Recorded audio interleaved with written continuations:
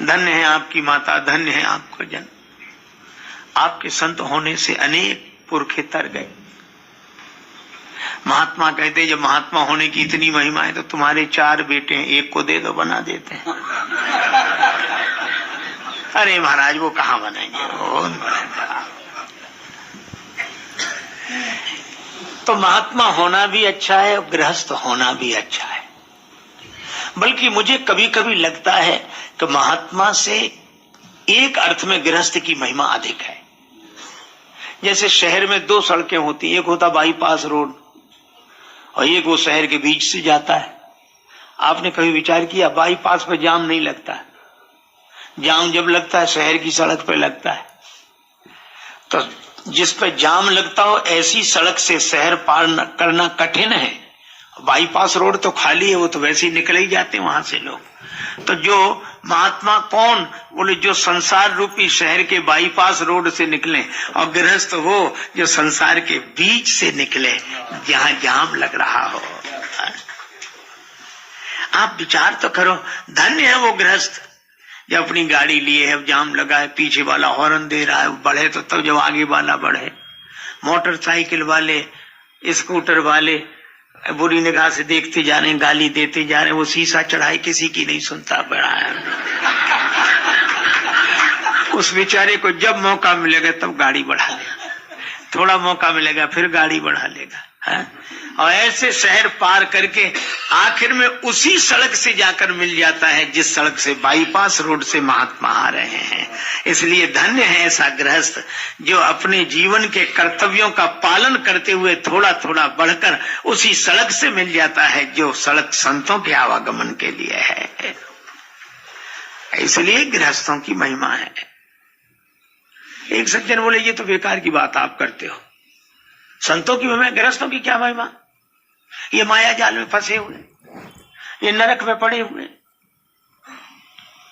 अच्छा वो तो ऐसी बात करें भी और बेचारे गृहस्थों को भी लगे कि हम माया में फंसे हैं, हम इसमें फंसे हैं, हम उसमें। और मैं निवेदन करता हूं कभी मत सोचो ऐसा।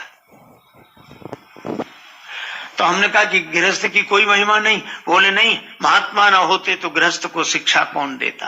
बोलो बोलो। वो सोच रहे थे इस प्रश्न का कोई उत्तर नहीं।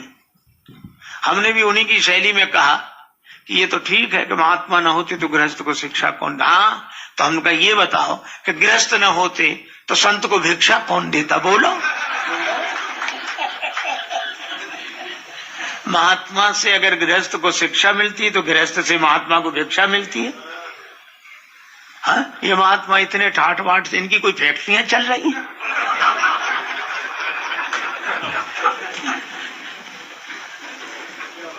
ये गृहस्थों के कारण ही तो।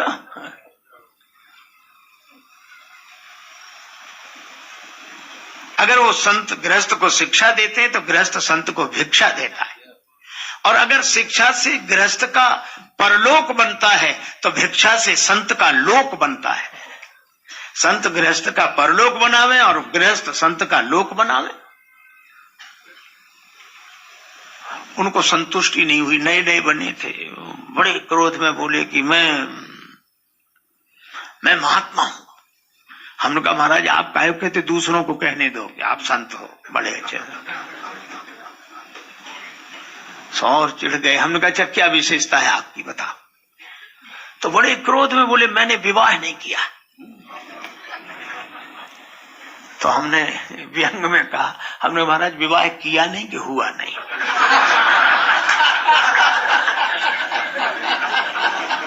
अब तो उनको इतना बुरा लगा, हमें नाराज होकर बोले चुप रहो, हमने किया नहीं। हमने कहा आप महान, आपको प्रणाम, आपने नहीं किया। लेकिन एक बात बताओ। बोले बोलो। हमने कहा आपने तो नहीं किया, आपके पिताजी ने किया था कि नहीं? बोले हाँ उन्होंने किया था। हमने कहा तभी आप जैसे महान संत जन्मे, तो गृहस्थ के यहां ही तो जन्मे। इसलिए गृहस्थ को गाली मत दो, गृहस्थ का सम्मान करो। गृहस्थ आश्रय है, 3 आश्रमों का आश्रय है, ब्रह्मचर्य, वानप्रस्थ, संन्यास। तीनों को आश्रय देता है गृहस्थ, इसलिए कहा गया धन्यो गृहस्थ आश्रम। ये गृहस्थ आश्रम धन्य है, बिना सोचे समझे कुछ भी इनके आश्रय में। इसलिए मैं आपसे चर्चा कर रहा कि नारद जी को गृहस्थ का श्राप लग गया। सबको बाबा जी बना रहे हो, और बाबा जी बनाते रहोगे तो बाबा जी बनने बंद हो जाएंगे। अब नारद जी 2 घड़ी से ज्यादा कहीं ठहर ना पावे, तो उनको लगा कि 2 घड़ी से ज्यादा कहीं ठहर नहीं सकते, कोई बात नहीं, ज्यादा जगह जाएंगे, ज्यादा लोगों से मिलेंगे, ज्यादा जगह जाएंगे, ज्यादा लोगों से मिलेंगे, और बढ़िया है।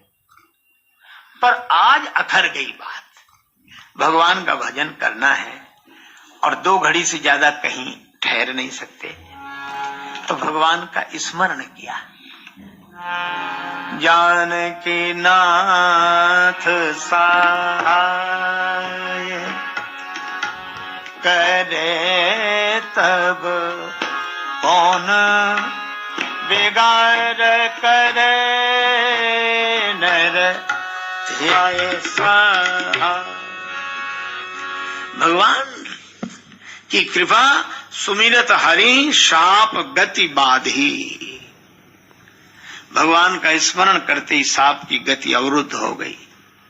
नारद जी बैठ गए और बैठते ही सहज विमल मन लागी समाधि। पवित्र मन, भगवान का भरोसा, समाधि लग गई।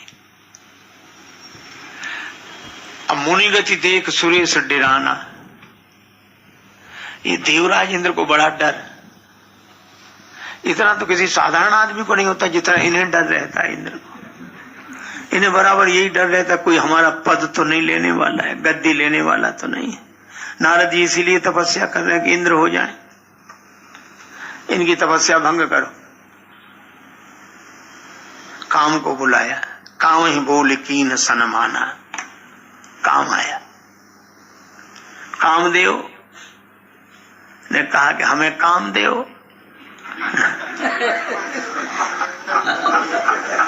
कहा कि नारद जी की समाधि भंग करो, जो आज्ञा। सारे सहयोगियों को लेकर गया, लेकिन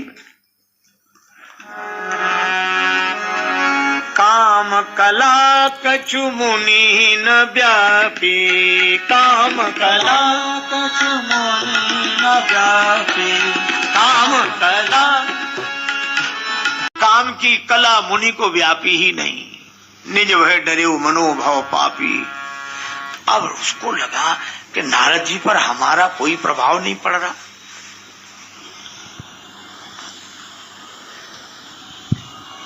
अच्छा एक बात बताओ, नारद जी पर क्यों नहीं पड़ रहा काम का प्रभाव?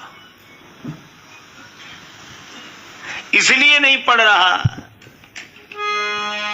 सीम की चापी सकई को तासु, बड़ रखवार रमापति जासु।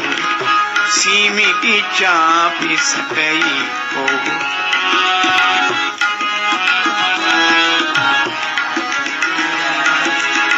सीम की चापी सकई को तासु, सीम की चापी बड़ रखवार रमापति जासु, बड़ रखवार रमापति जासु। भगवान रक्षा कर रहे हैं। खुली छतों के चिराग कब के बुझ गए होते, खुली छतों के चिराग कब के बुझ गए होते, कोई तो है जो हवाओं के हाथ थामे है। भगवान रक्षा कर रहे हैं। नारद जी पर कोई प्रभाव नहीं पड़ा। अब जब कोई प्रभाव नहीं पड़ा तो काम ही नारद जी के चरणों में गिर गया। त्राहिमाम त्राहिमाम त्राहिमाम। नारद जी ने नेत्र खोले, काम तुम कब आए? कामदेव ने कहा कि प्रभु अपराध क्षमा करो, मैं आपकी समाधि भंग करने आया था, लेकिन मैं आपकी समाधि भंग नहीं कर सका। आप बहुत बड़े महात्मा हो, बहुत बड़े महात्मा हो, बहुत बड़े महात्मा हो। अब नारद जी पुरानी बात भूल गए कि सुमिरत हरि ही है। क्यों भाई?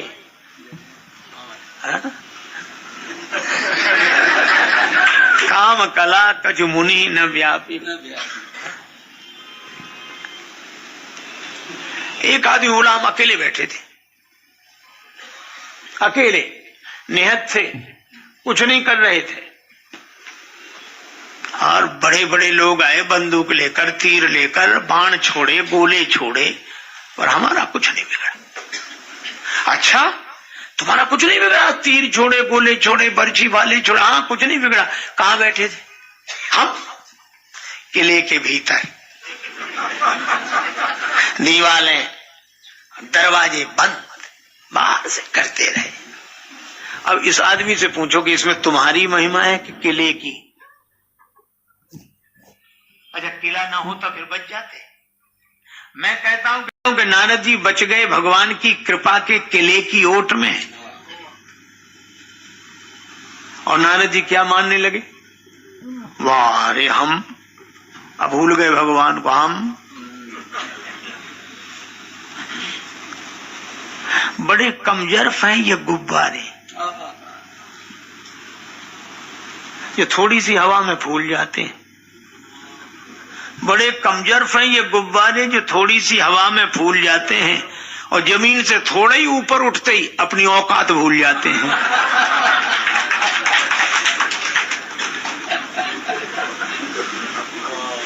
कभी कभी पिता ही पुत्र को अपने हाथ में लेकर खिलाने लगता है, और खिलाते खिलाते अपने हाथ से बच्चे को अपने से भी ऊपर ले जाता है।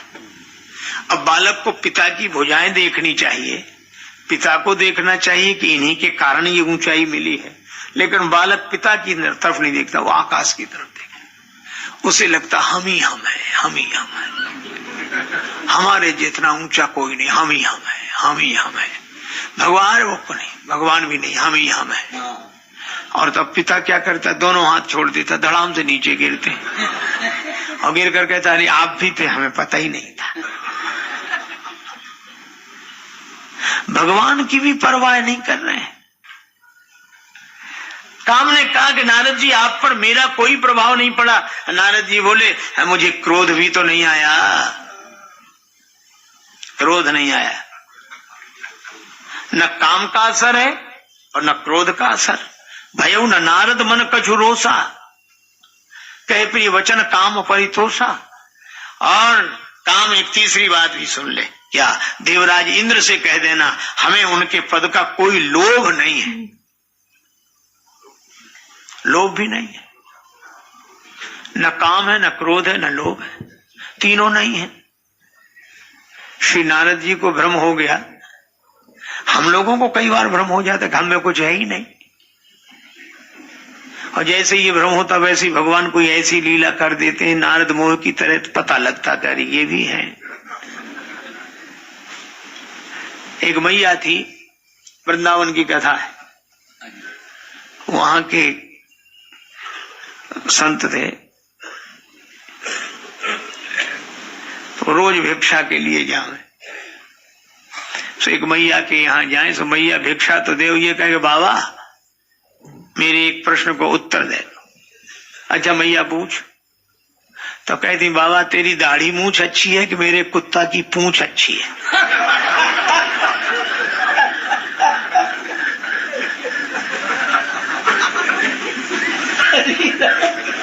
संत श्री माधव दास जी महाराज, और महात्मा कुछ नहीं कहते, हंसते हुए चले जाते।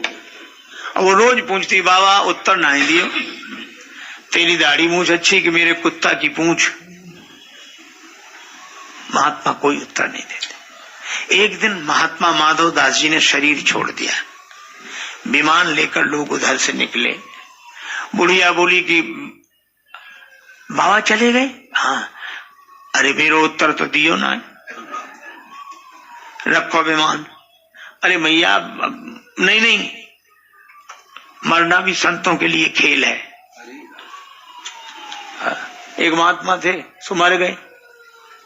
अब उनके चेले इकट्ठे हुए, सो कोई कहे कि जलाओ, अब कोई कहे समाधि दो, कोई कहे कि नदी में बहाओ। अब सवेरे 10 बजे की महात्मा मरे, 4 बजे तक फैसला ही नहीं हुआ। और जब तक कोई फैसला नहीं हुआ तो महात्मा ही उठ के बैठ गए, जा साले अब नहीं मारते जब तुम कुछ फैसला ही नहीं कर पा रहे।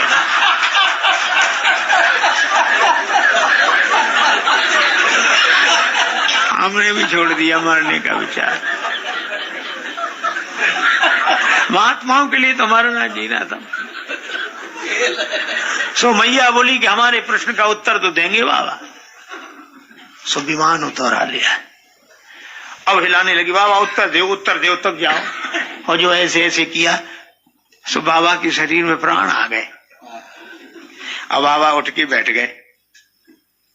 हाँ मैया, मेरा तो एक ही सवाल है, तेरी दाढ़ी मूंछ अच्छी कि मेरे कुत्ता की पूंछ? सो बाबा ने अपनी दाढ़ी मूंछ पर ऐसे हाथ फेरा। अरे कहा कि मैया, तेरे कुत्ता की पूंछ क्या करेगी मेरी दाढ़ी मूंछ की बराबरी? मेरी दाढ़ी मूंछ अच्छी है। तो बुढ़िया हाथ जोड़ के बोली, बाबा ये तो मैं भी जानती थी, फिर पूछती क्यों थी? अच्छा हम तो पूछते, तो आपने उत्तर क्यों नहीं दिया? बाबा बोले, जिंदगी बहुत बड़ी थी, पता नहीं कब अभिमान आ जाता, अब कोई ऐसा काम हो जाता कि मेरी दाढ़ी मूंछ तेरे कुत्ता की पूंछ से नीची हो जाती।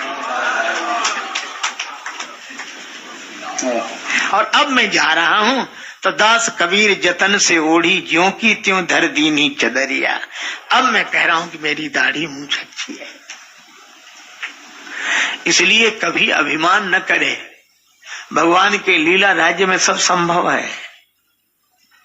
नारद जी को अभिमान हो गया, भूल गए भगवान को। ये कान से प्रशंसा सुनी, ये प्रशंसा बहुत खराब है। हमारे पूज्यपाद पंडित श्री राम किंकर उपाध्याय जी महाराज श्री रामचरितमानस के यशस्वी कथाकार, अद्वितीय विचारक, वो एक ही बात कह देते थे कि प्रशंसा वो मदिरा है जिसे आदमी कान से पीता है, फिर उसे होश नहीं रहता। ये तारीफ के कारण जिन्हें नशा हुआ है, वो इस नशे से ज्यादा खतरनाक है। और काम ने नारद जी के कान में ही कह दिया कि आप जैसा कोई नहीं, आप जैसा।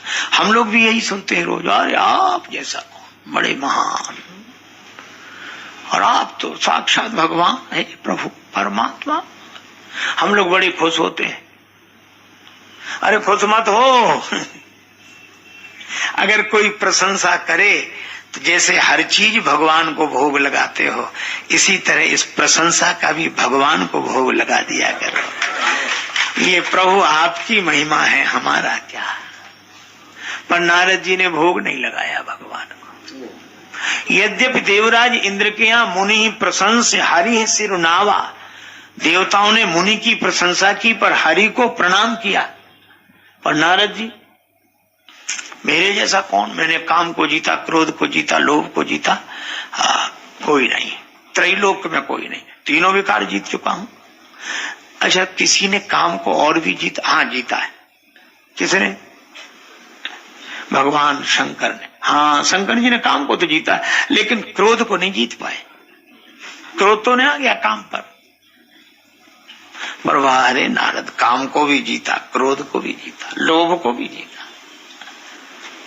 अब नारद जी को हुआ अभिमान, सीधे शंकर जी के ही पास गए, उन्हीं के पास चलो, ये समाचार तो दे दें उन्हें कि आप क्रोध को नहीं जीत पाए, हम क्रोध को भी जीत कर आए। नारद जी ने जैसे शंकर जी के यहां जाने की सोची, शंकर भगवान ने जो नारद जी को देखा तो उनको लगा कि आज संत आए, जादिन संत पाहुने आवत, आज भगवान की कथा सुनने को मिलेगी। संत आए तो यही आशा व्यक्ति रखता है कि भगवान की कथा सुनने को मिलेगी, क्योंकि संत है ही वो जो गाव ही सुनई सदा मम लीला। और नारद जी आए, करने स्वागत किया, बड़े प्रसन्न हुए कि आज मेरे घर देवर्षि नारद जैसे संत पधारे हैं, आज तो हमें श्री राम कथा सुनने को मिलेगी। नारद जी बोले बाबा आजकल हम नई कथा करने लगे। भगवान शंकर सोचने लगे कथा तो पुरातन है, नित्य नूतन है, ये नई कथा कैसी? नई कथा? हाँ,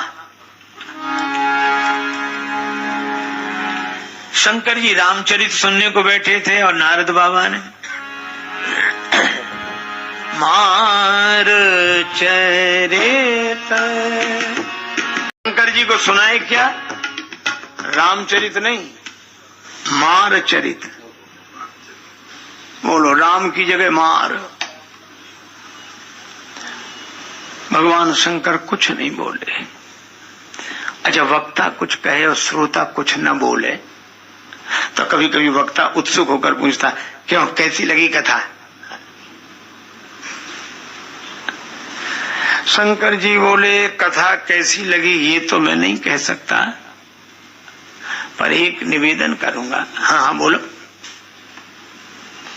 जैसे ये कथा हमें सुनाई, किसी और को मत सुनाना।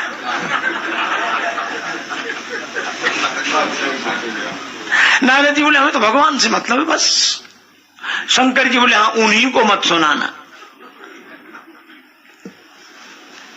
शंकर जी ने ऐसा क्यों समझाया?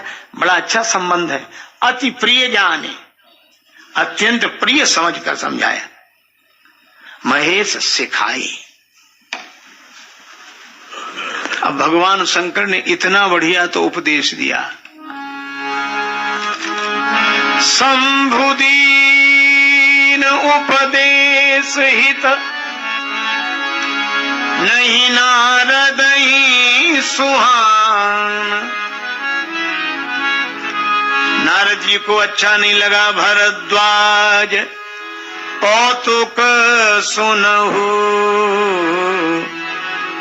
हरि इच्छा बलवान। मित्रों, जय श्री राम, नमस्कार। आप सब हमारे इस हास्य कथा के कार्यक्रम को बहुत ही मजेदार पूर्वक और बड़े ध्यान पूर्वक सुना आपने। पूरा हमारा कार्यक्रम आपको कैसा लगा? तो इस कार्यक्रम में हमारे आप चैनल के जो भी आ रहे हैं प्रसंग, इसमें आपको हास्य कथाएं भी बहुत ही मार्मिक ढंग से मिल रही हैं। तो आप हमारे चैनल पर लगे रहें और सुनते रहें बराबर, तो आपको ऐसी ऐसी रहस्यमयी कथाएं मिलेंगी जिससे आपकी जो हंसी भूल चुके हैं आप, वो सारी चीज़ें यहाँ उपलब्ध होती रहेंगी।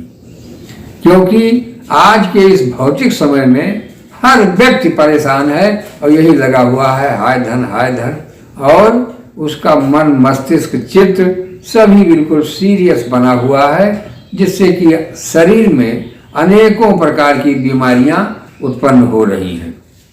इसका कारण बस मूल यही है कि हम संसार में परेशान हैं, हर भौतिकता की चीज हमें चाहिए। तो भौतिकता के लिए हम जब सन्मार्ग और सत्कर्म करते रहेंगे तो निश्चित है हमें टिकाऊ चीजें, हमारा जीवन अस्थायी बनेगा। तो अस्थायी बनने के लिए हमको ही यत्न करना पड़ेगा। ईश्वर या भगवान वो सब नहीं ऐसा कर पाएंगे कि आपको सब देते रहें, आपके मुंह में खिला भी दें, क्योंकि बनाना खाना हमको ही पड़ रहा है। तो किताबी ज्ञान लेना है, पढ़ना है, अनुभव करना है, परीक्षाएं देना है, तब पास होकर के कहीं जाके हम सर्विस पाते हैं, नौकरी पाते हैं, और तभी हमारा जीवन एक कल्याण मार्ग की तरफ चलता है। किंतु हम वहां पहुंचने के बाद हमें धर्म नहीं भूल जाना चाहिए, परोपकार की भावनाएं, छल। तो साथियों, जब तक हम परोपकार, धर्म, इन सब मार्गों पे नहीं चलेंगे, तब तक हमारा कल्याण का मार्ग नहीं प्रशस्त होता है। तो हमें ये चाहिए कि हम अपने जीवन यापन को करते हुए और दूसरे की भलाई में भी हमारा समर्पण भाव हमारे पास होना चाहिए। हम जिस कार्य में लगे हुए हैं उस कार्य को करते हुए किसी को कष्ट न पहुँचे, और हम सेवा भाव में लगे हैं तो हमारा निश्चित है आगे बढ़ंत ही होती जाती है हर व्यक्ति की, क्योंकि ये धर्मशास्त्रों ने जो बताया है नियम वही बिल्कुल चल रहा है।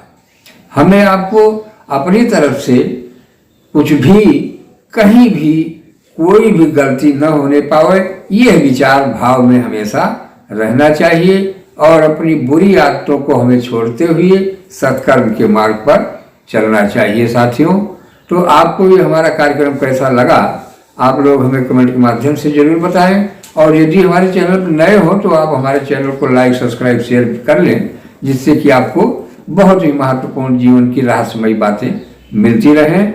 और जो भी त्रुटियां होंगी क्षमा करेंगे दोस्त। धन्यवाद।